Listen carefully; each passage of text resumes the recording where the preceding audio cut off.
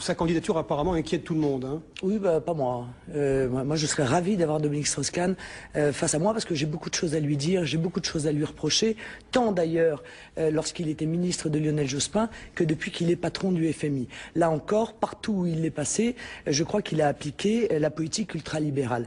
Lorsqu'il était ministre, il a plus privatisé que n'importe quel autre ministre.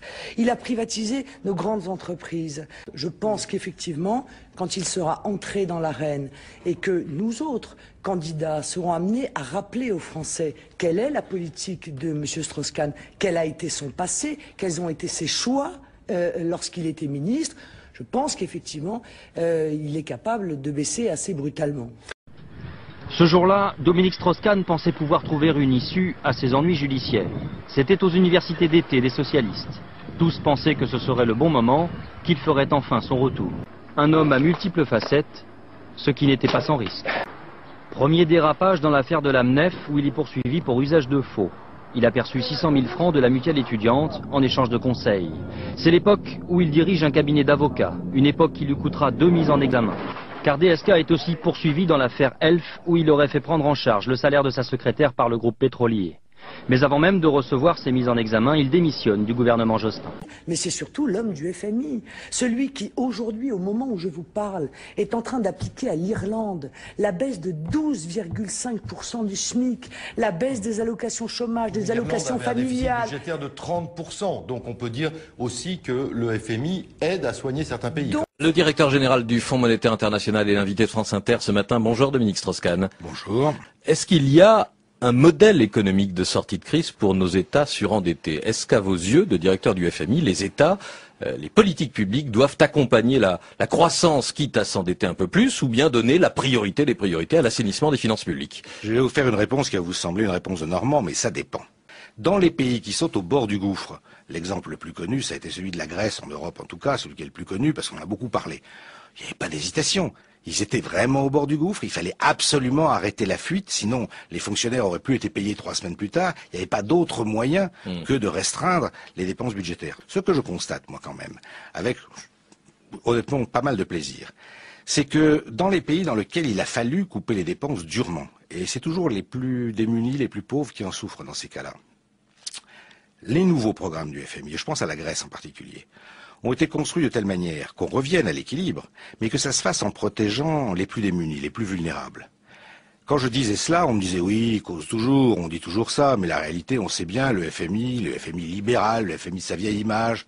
La réalité, c'est qu'ils viennent d'avoir des élections en Grèce et que la gauche au pouvoir a gagné. Ça aurait été la droite, c'était pareil. Ce qui m'intéresse, ce n'est pas que la gauche ait gagné, c'est que le gouvernement en place, avec le programme du FMI, a été compris par l'opinion et que l'opinion est derrière le gouvernement. C'est sur cette place, face au Parlement, que la manifestation dégénère. Dans quelques instants, ce policier à terre va être touché par un cocktail Molotov. Il ne souffrira que de brûlures superficielles. Des dizaines de jeunes affrontent les forces anti-émeutes à coups d'engins explosifs, de pierres et de blocs de marbre. Les policiers répliquent par des gaz lacrymogènes et des grenades assourdissantes. C'est que le gouvernement en place, avec le programme du FMI, a été compris par l'opinion et que l'opinion est derrière le gouvernement. Tous protestent contre la cure d'austérité la plus rigoureuse que le pays ait connue. Une coupe de 10 à 25% dans les salaires du privé comme du public et une flambée des prix jusqu'au tarif des transports en commun qui augmente de 40%. Nous pensons que toutes ces mesures qui continuent d'être prises aux dépens des travailleurs sont injustes. Ce gouvernement n'a pas seulement coupé de 30% de tous nos salaires et n'a pas seulement coupé dans les budgets des universités, mais en plus, il n'embauche plus personne.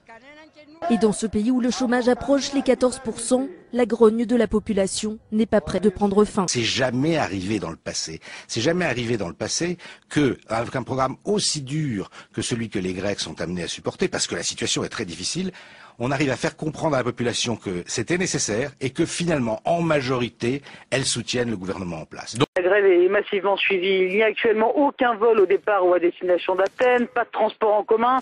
Les bateaux sont à quai, les écoles, administrations, tribunaux et même les banques sont tout simplement fermées. Les pharmacies et médecins sont aussi en grève. Seules les urgences sont ouvertes. Tout ça est autour du plan de rigueur et notamment de 2 lois dans la pléthore des réformes lancées par le gouvernement. Alors la première loi concerne la restructuration des entreprises publiques, notamment dans les transports, les postes et l'électricité. Et une autre loi prévoit des réductions de salaire avec plus de licenciements, notamment dans le secteur privé, et l'affaiblissement des conventions collectives au profit de contrats d'entreprise. Alors le but étant pour l'État grec de réduire sa dette abyssale de 300 milliards d'euros et d'obtenir le 4e versement du prêt de 110 milliards d'euros accordé par le Fonds monétaire international et l'Union européenne. Donc on peut conjuguer réduction des déficits et justice sociale et maintien des missions du service public. Je crois qu'en effet, partout, dans tous les pays, quand on explique à la population pourquoi on doit prendre une mesure, même quand elle est parfois difficile, on arrive à la prendre. Ça ne veut pas dire que tout le monde est content, mais on arrive à avancer.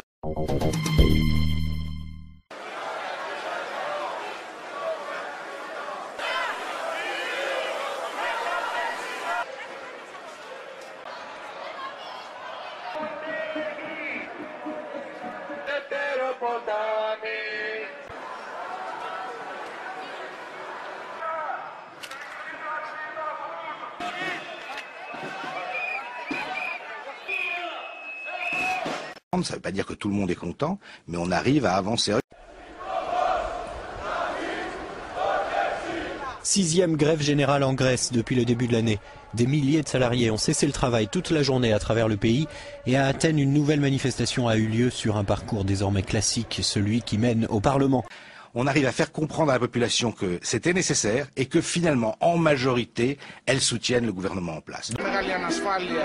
Il y a beaucoup d'insécurité en ce qui concerne notre avenir et celui de nos enfants, parce que les mesures qu'ils essayent de faire passer en ce moment n'ont pas l'air d'apporter de bonnes solutions.